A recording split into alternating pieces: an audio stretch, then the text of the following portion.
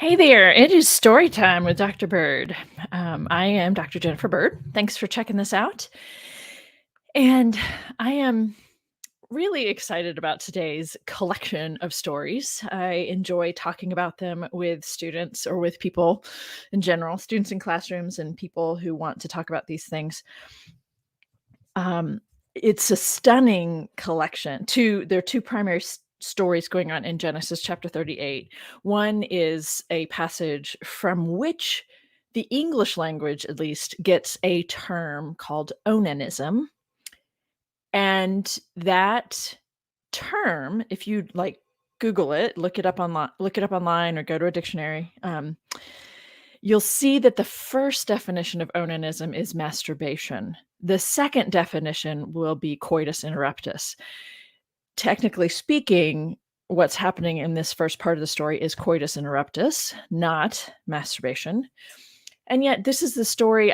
Although I've had some people suggest there's another passage later in the Torah as well, but this is the primary story that I know of that people use to tell mostly males, which is interesting in and of itself, but to tell young males that masturbation is sinful in God's eyes or something like that, right?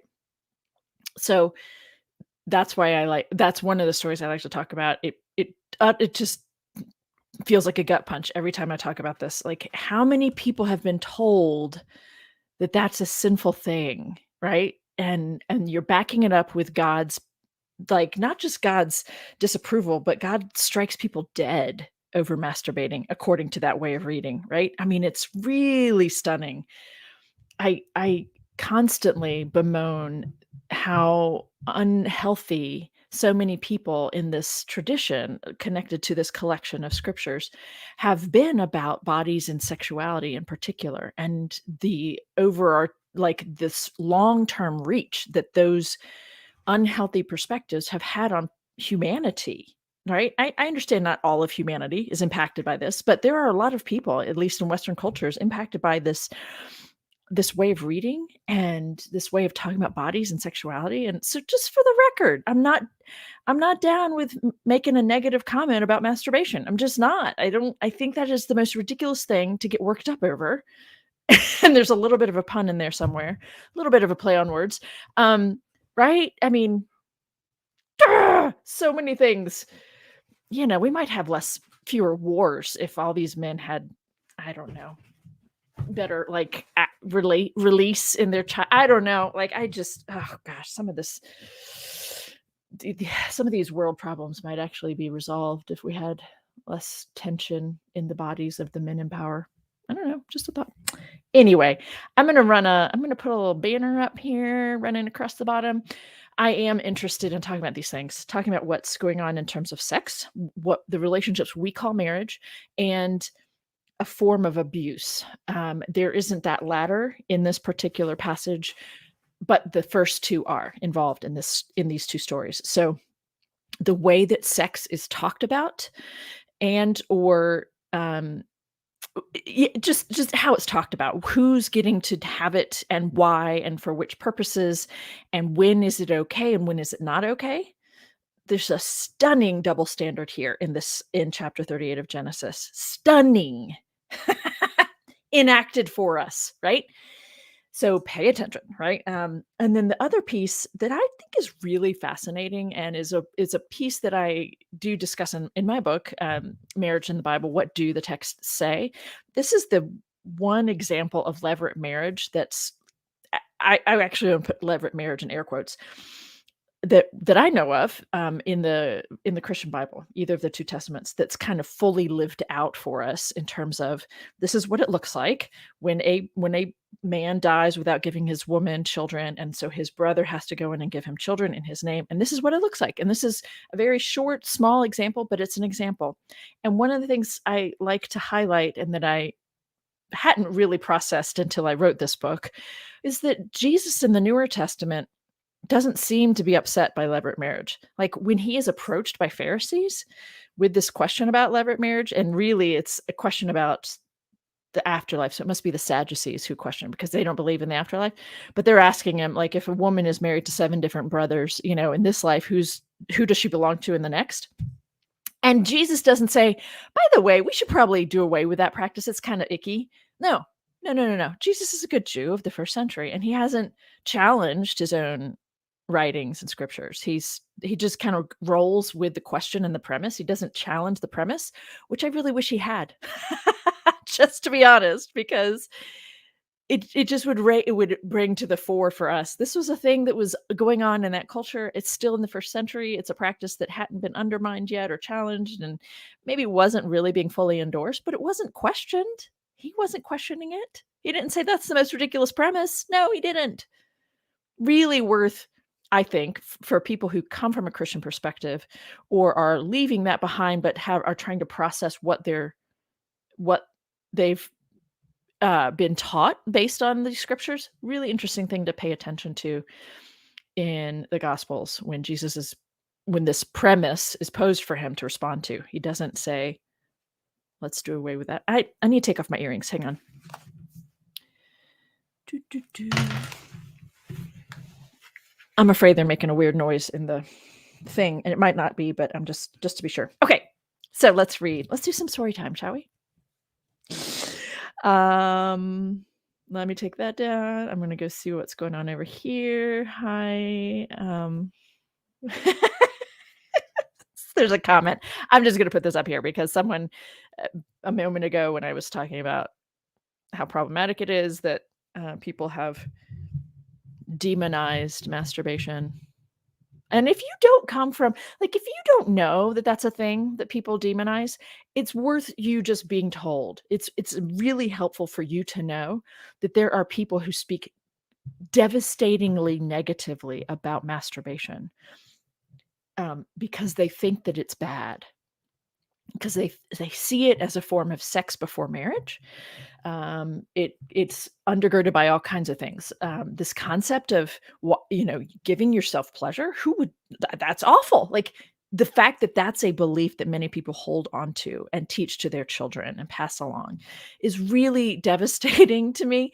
And it's worth people being aware that that is what happens based on all kinds of pieces of these scriptures and tradition that's been taught to them and passed along to them. Okay. So, yes, there are people who believe it is wrong to give yourself pleasure. There are people who believe it is wrong to touch your own body.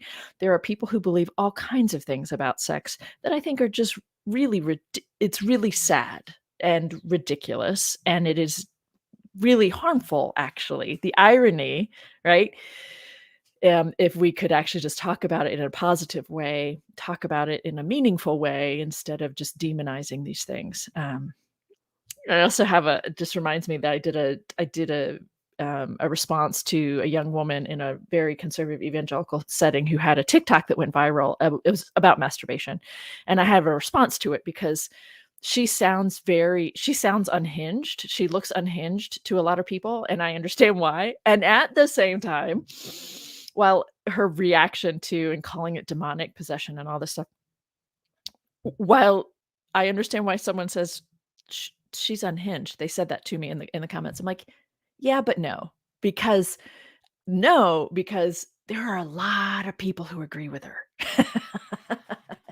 So unhinged, I think, might need to be relative, right? So she's not for a lot of people who get that worked up over it. And I'll put in the comments here or the description. I'll put the link to that video, my response to it, if you're curious. So I'll do that afterwards. So anyway, sorry for all that. Well, I'm not sorry. I'm glad you're here, and I hope there's something interesting for you in this conversation, wherever it takes us, right? Genesis chapter 38. Here we go. It happened at that time that Judah, so one of the 12 brothers of the tribes, right? So one of the leaders of the tribes, Judah went down from his brothers and settled near a certain Adulamite, whose name was Hirah. There, Judah saw the daughter of a certain Canaanite, whose name was Shua. He took her and went into her. My English says married, so I'm going to raise my hand on that. I have looked at this because I wrote about this for the book, and it is definitely he took her and went into her. She conceived and bore a son, and he named him Er. So first son, Er. Again, she conceived and bore a son, and she named him Onan. Yet again, she bore a son, and she named him Shelah. I love the way we have all these children being born. It's like that takes at least 3 years or close to it, right? But we get it all in 3 verses. So, like, long storyline that's compressed. And then we get all this drawn out stuff, of course, right? Because how else can you tell a story? But anyway, she named him Shelah. She was in Chezib when she bore him. Judah took a woman, my translation says wife, took a woman for his firstborn. Her name was Tamar. So we have Judah named who has taken Shua. They have 3 sons together. The first son is and Judah gets a woman for her. Her name's Tamar. But Judah's firstborn, was wicked in the sight of the Lord, and the Lord put him to death. I'm going to interrupt myself to do the commentary. What's going on there? Like, first of all, why is everybody like, why is it all black and white, if you will, cut and dry, wicked, evil? Like, who on the planet is fully wicked? Like, why is that the explanation for someone dropping dead? Right? Because they didn't understand the way hearts worked. They didn't understand, arteriosclerosis. They didn't understand aneurysms. They didn't understand, right, what happens when you have all the different things. They didn't understand those things. So when something bizarre that they can't explain happens, they're going to have to give it some sort of explanation. And it breaks my heart that the only thing they can come up with is that everybody's evil and wicked. I don't know. Maybe I wouldn't have done any better at the time, right? But I think it's worth noting that what they come up with for someone dying all of a sudden is that God hated them. God did not like them and struck them dead. I'm pointing this out not just because you may never have paused to reflect on that, but also this is telling us something about the mental framework of the people writing these stories that goes beyond just what we're seeing. And we're actually being influenced by it subtly all the time. Back to the story. Judah's firstborn, was wicked in the sight of the Lord, and the Lord put him to death. Then Judah, said to Onan, "Go," pay attention to this language, "go into your brother's woman," my English says wife, "and perform the duty of a brother-in-law to her." Okay? Don't marry her for yourself. Just perform the duty of a brother-in-law. Raise up offspring for your brother. Okay, this is what, and I don't think it should be called marriage either. Levirate marriage, like, this isn't marriage, is it? Oh, this is marriage. Okay, this is marriage. We want to call this marriage, biblical marriage. This is what marriages look like in the Bible. A dude dies without giving his woman some children, so his brother gets to go have sex with her, but that's not even actually marriage, even in their own terms. He's still just a brother-in-law to her. And if he dies, the next brother gets to go do the same brother-in-law thing to her. Like, that's marriage in the Bible, right? All right. But since Onan knew that the offspring would not be his, he spilled his semen on the ground whenever he went into his brother's woman, my English says wife, so that he would not give offspring to his brother. So why would that be? He didn't like his brother. He wanted to have his own children. He wanted to have his own name, his children to take his name. He wanted the inheritance to go to his own children. I don't know. There's all kinds of reasons. He liked to defy laws in general. I don't know, right? So he spilled his semen on the ground whenever he went into his brother's woman, so that he would not give offspring to his brother. What he did was displeasing in the sight of the Lord, and the Lord put him to death also. So, disrespecting family, is that what's displeasing? Is it wasting semen that's displeasing? That's the piece that gets picked up and run with in terms of masturbation, and why it's focused on males, right? Like, wasting semen is displeasing in God's sight, which is hilarious to me, since predominantly men are writing these stories, and they should know that there's plenty more where that came from. Like, wasting semen is the funniest oxymoron, like, funniest comment ever. Wasting it? Come on! There's so much of it!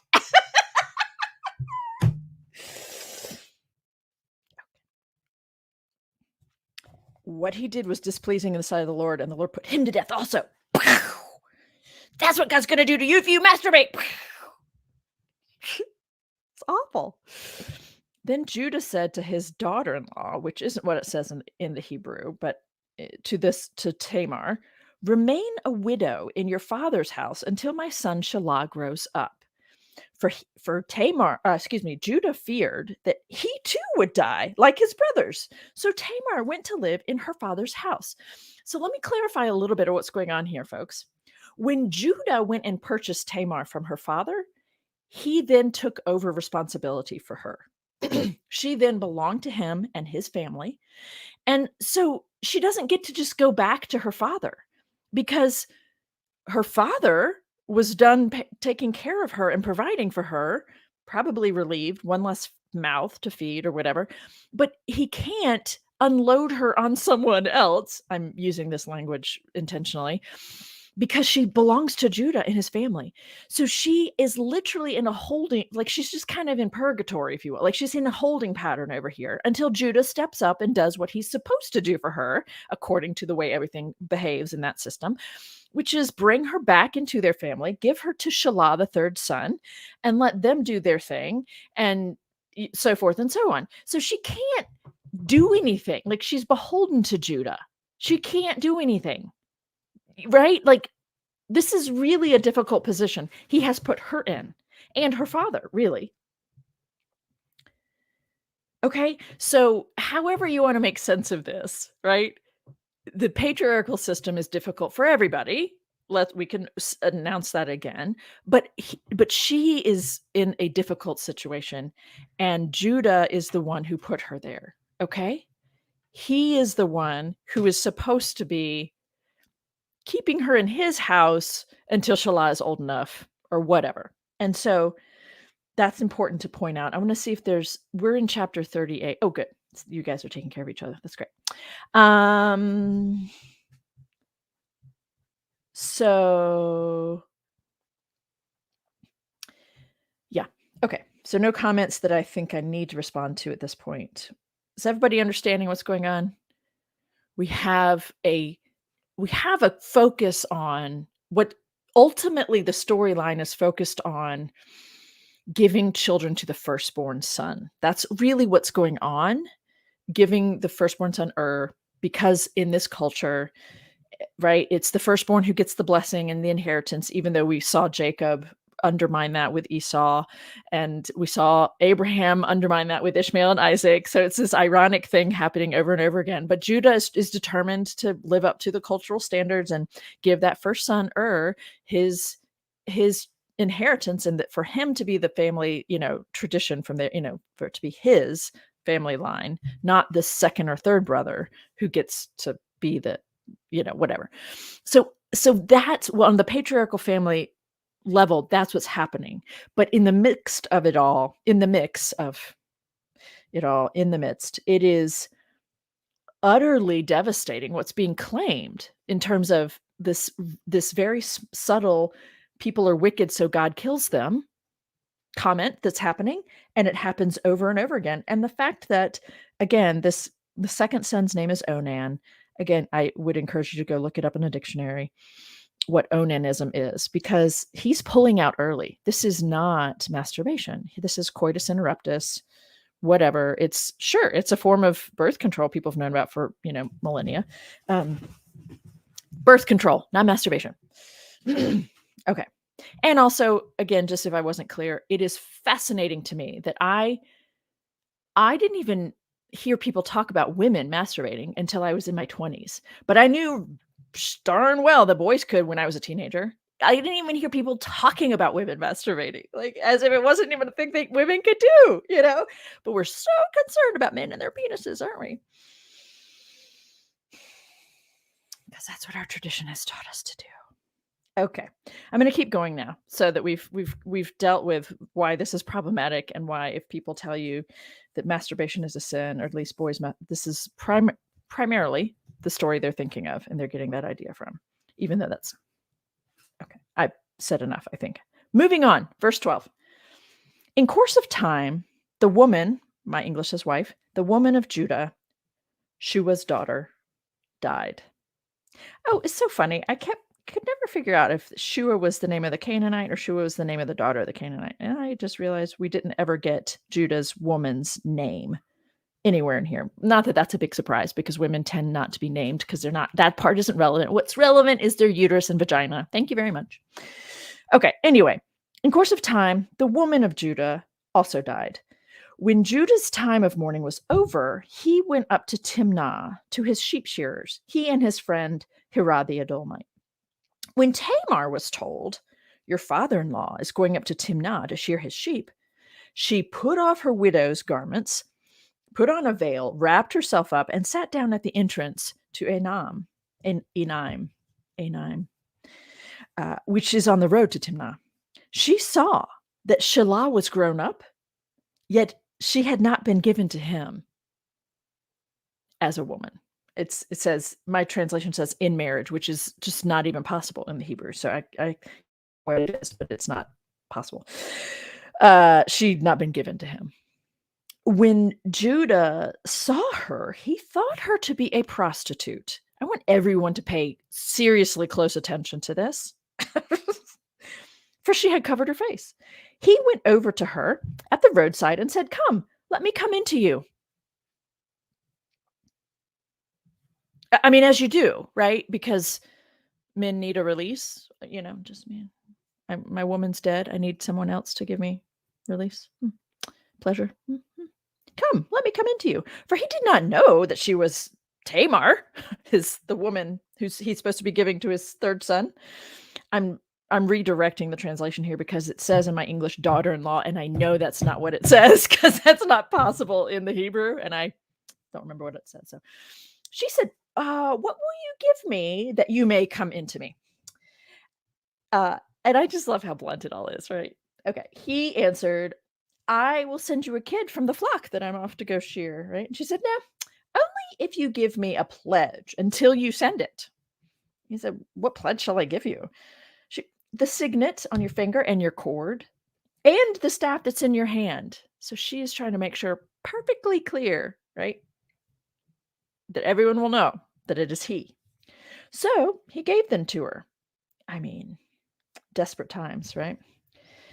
And went into her. Thank you very much for that visual. And she conceived by him. Then she got up and went away, taking off her veil and put on the garments of her widowhood, right?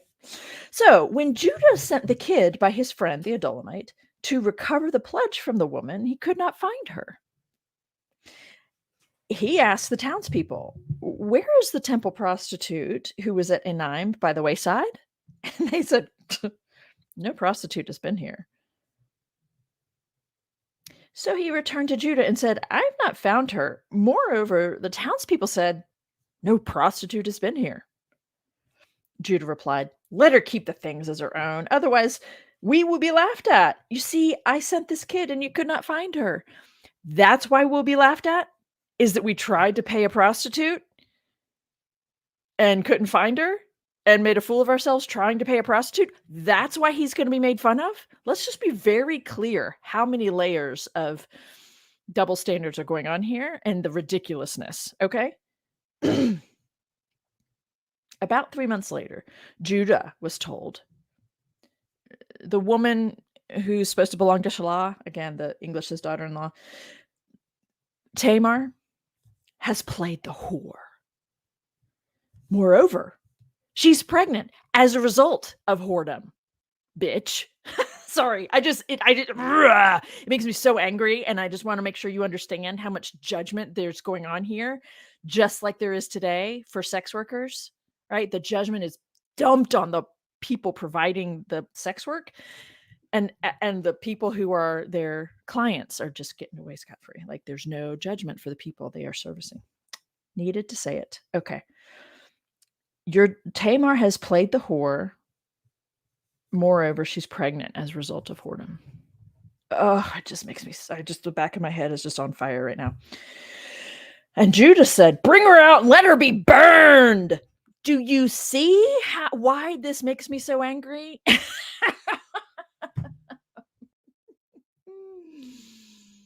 Do you see? Like, are you angry? Are you angry at it? Because you should be. And not just because this is a 3,000-year-old story that's ridiculous, but because it still plays out today. And not just with sex workers, but with people making choices of their own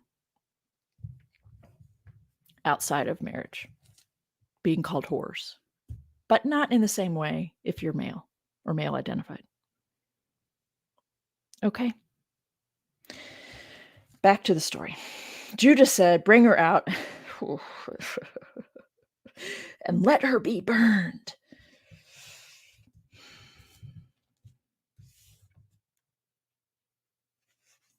As she was being brought out, she sent word to him. My English says father-in-law, which I know it doesn't say in the Hebrew. It was the owner of these who made me pregnant. And she said, take note, please, whose these are, the signet and the cord and the staff. I mean, if you're not naming your daughters or granddaughters Tamar, you should be, because she's a badass. Yeah, she is. Okay. Then Judah acknowledged them and said, she is more in the right than I, since I did not give her to my son Shelah. That's right. That was the issue. What I love is the next line. And he did not lie with her again. That is just like, I don't even know. What do you like? How do you even justify that sentence? Right. She belongs to my son, so I will not have sex with her ever again. Okay. That is just not the problem that we should be upset. Should not be the follow-up to that. Right? The follow-up to that should be, and he flogged himself mercilessly for treating her inappropriately on so many levels. Right? Right? When the time of her delivery came, there were twins in her womb. While she was in labor, one put out a hand, and the midwife took and bound on his hand a crimson thread, saying, this one came out first. But then he drew back his hand, and out came his brother, and she said, what a breach you have made for yourself. Therefore, he was named Perez. Afterward, his brother came out with a crimson thread on his hand, and he was named Zerah. I love all of the pieces of that second part of the story because of how awful it is. It is so blatant, so bluntly laid out for us. The entitlement of men, the inability to acknowledge he does acknowledge the problem that he was actually supposed to give her to his third son. And in that system, that is what was supposed to happen. And she wouldn't have done any of this machination. But I want you to know that when I ask students to read this on an online course or whatever, they're going to cast some sort of judgment on her because of the way the storyline plays out. They're not going to necessarily see that Judah was in the wrong.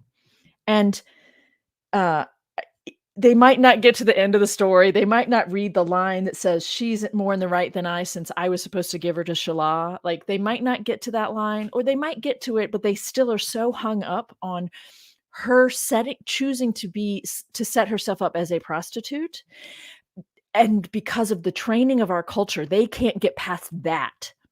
They can't see that that was a really clever way of taking care of herself.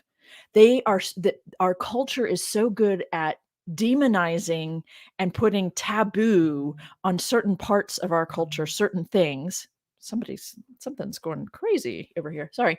That people can't get past it. They're so well trained to see negativity around a woman taking control of her own body, sexually speaking, of a woman actually choosing to engage sexually outside of marriage, and not seeing it the same way that Judah saw what who was supposedly a prostitute, sex worker, sitting there and choosing to, use her services.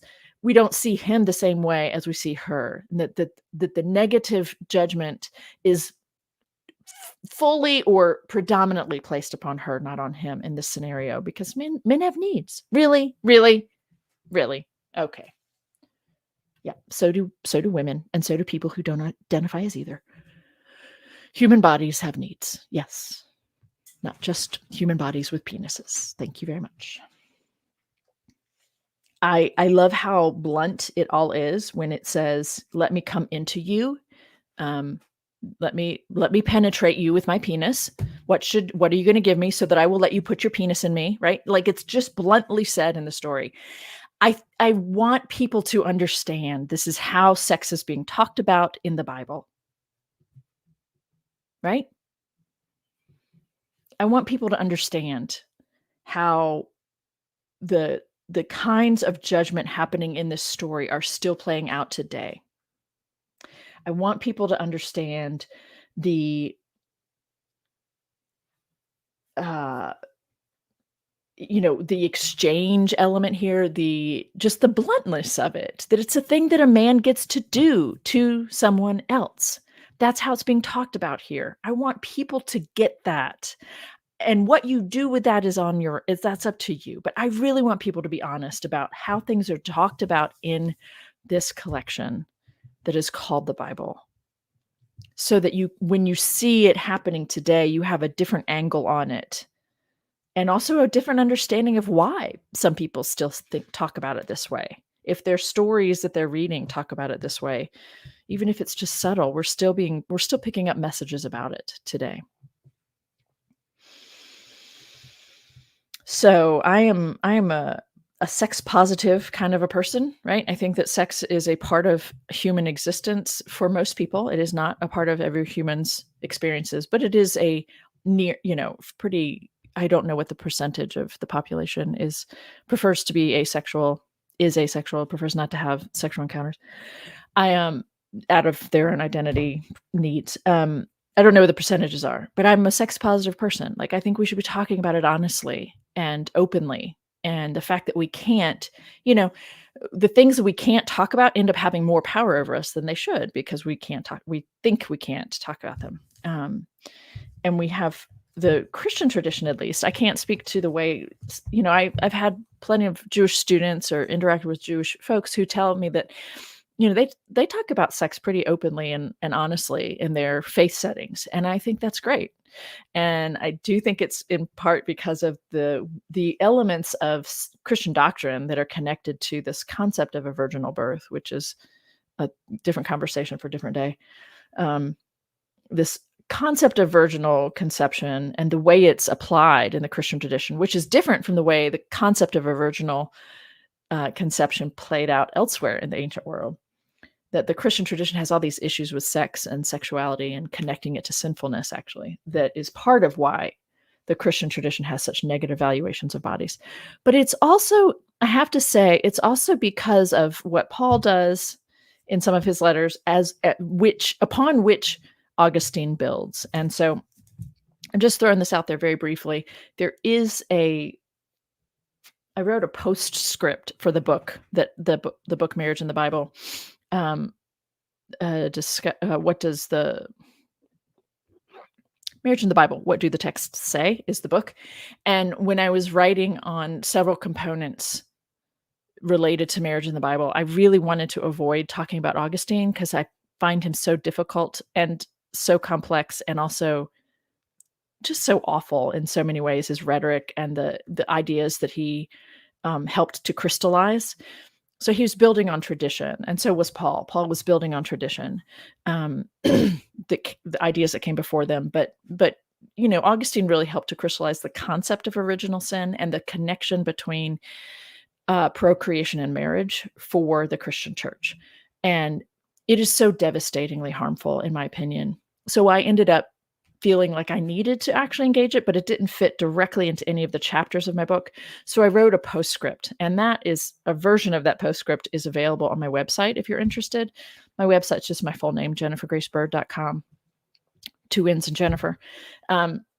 And I think for anyone who's interested in these issues in terms of why do Christians have these beliefs about sex and sinfulness and marriage and sex is only for marriage, Augustine is a good person to turn to understand that, and also to understand how thoroughly he had these very strong opinions, and he had very strong negative valuation of sex, period.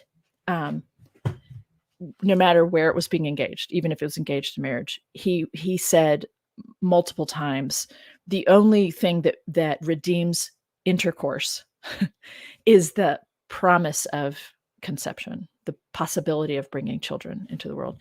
This is a really, really strong vote for no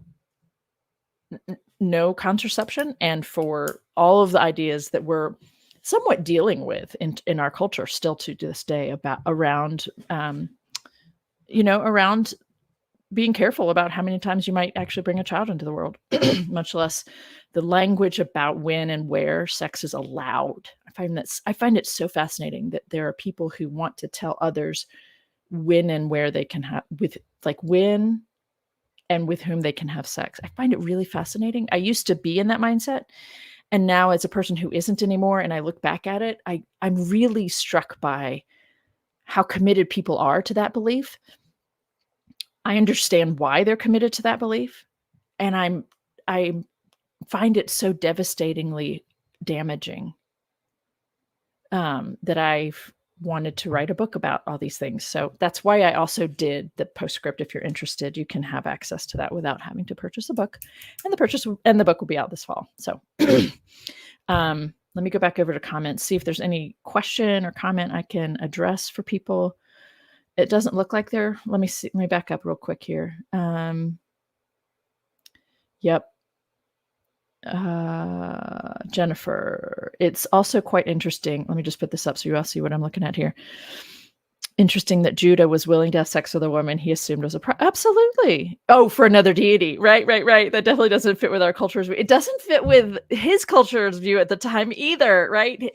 It doesn't fit with ours. Absolutely. It's fascinating. It was really just an outlet for him, right? He saw what he thought was a prostitute, a temple prostitute. And you're right. It wasn't for Yahweh. It was, or, Elohim. It's another god. All kinds of things there, right? Yep. Great observation. Thank you, David Ross. Let's see. Anything else that I need to? I wondered if the naked. Oh, I'm not going to go back to Ham today, although I appreciate that these are all connected in a way. I'm old school. I believe in one man, one woman, cuts down on the STDs. No question. I'm not. I just think the reason that people choose to be the framework around how we talk about what sex is what I care about. I'm not interested. I just think I'm talking about the big umbrella here. The fact that people say you can't do this. It is sinful to have sex outside of marriage. It is, you are not holy enough. You're not pure enough. You are doing something wrong if you actually want to have sex before you get married. That there's something morally wrong with that. That's the part I want to call out. When people are given guilt, are dealt guilt by other people, from other people, and they internalize it because they have things going on in their body that they want to explore, and that's being judged, and they're being told that some people are being told that God thinks that's awful, that that's sinful, that's what I'm trying to talk about. I absolutely respect when people choose to not have sex prior to marriage because they want to, that's their choice. And they want to say, I'm waiting because I think it's a really intense interaction between people. And I just don't want to do that with a whole bunch of people or whatever. Right. There are lots of ways to talk about it so that we're honoring that people have bodies that have desires, longings, yearnings, and we experience them on a spectrum. I do not experience them the same way as the next person does. And what we might choose to do with our own bodies and interact with others, there's not a blanket morality around that or there shouldn't. I don't think there should be. I think the conversation ought to be around respecting your body, respecting your partner, respecting the intensity of this, whatever, like talking about it that way instead of, and being careful, because yes, STDs and pregnancies. Um, it's just the way the conversation is framed is what I care about. And and Western traditions have been significantly influenced by Christian ideas, not Jewish on this one, Christian ideas, which have a wickedly powerful connection between sex and sinfulness.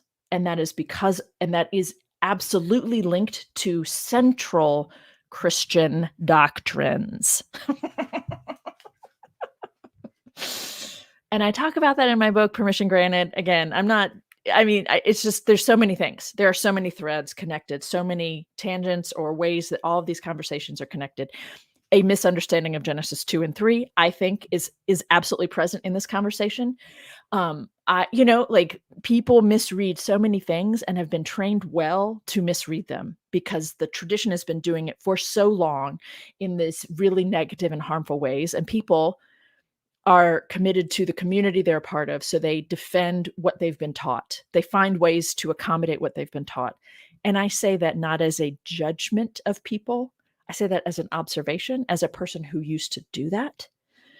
This is what happens. This is why psychology and sociology and the impact of in-group behavior and the need to belong, these all belong in these conversations about what we're doing with the Bible, how we're managing something that's really awful in the Bible, and that we're not cutting off that awful way of talking about people. We're finding ways to accommodate it such that it is still alive and well in our interactions today, right? That's where I am with all of this. Sexual double standards, alive and well. Okay, well, where did that come from? Guess what, folks? This collection is a significant contribution to those double standards. Over and over and over again. We're not given positive role models on these things, how to have positive conversations. We're taught to judge women differently. We're taught to call them a whore, for goodness sakes. I mean, at least one person commented in the comments that they were called sluts for having sex as a teenager. Like, come on, people. We're in the 21st century now. Can we please be honest about human sexuality, human bodies? Please? Let's stop doing this negative valuation of certain parts of what human experience is. And let's talk about it honestly. Yeah. Let's talk about it and let's give, young people some really helpful advice. I have a friend who does that she does sex advice. She does sex conversation for youth groups, actually. Kara Haug, Haug, and I've forgotten the name of her website, so I'll put that in the description as well. I just think it's really important. And I am grateful that so many of you are here right now. For me, there's a large number of you here right now, and for this live, and it just makes me happy that there are people here who want to be a part of this conversation, who want to hear about it. I'm a little bit teary right now because this is really important stuff to me. So I hope, if you're interested in supporting me, there are quite a few ways you can do that. You could just pass along the link to this conversation to a friend, or you could subscribe to my YouTube channel, or you could become a patron. There's like a $3 level and a $150 level. Like, you can just support me in any kind of way you want. You could also support me by purchasing the Audible version of Permission Granted, which I did the reading for, and I get way more income from that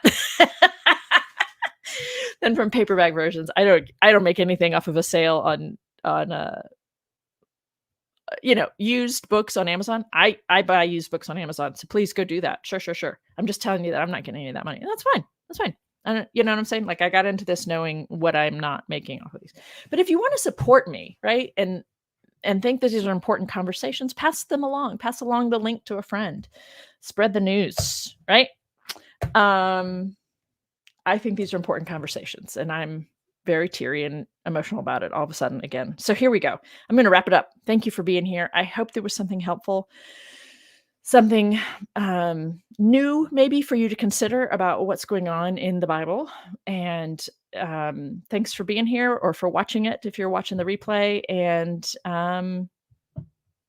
yeah, I haven't looked ahead, so I can't speak to what we're doing tomorrow, but I'll be here one way or the other. See you next time.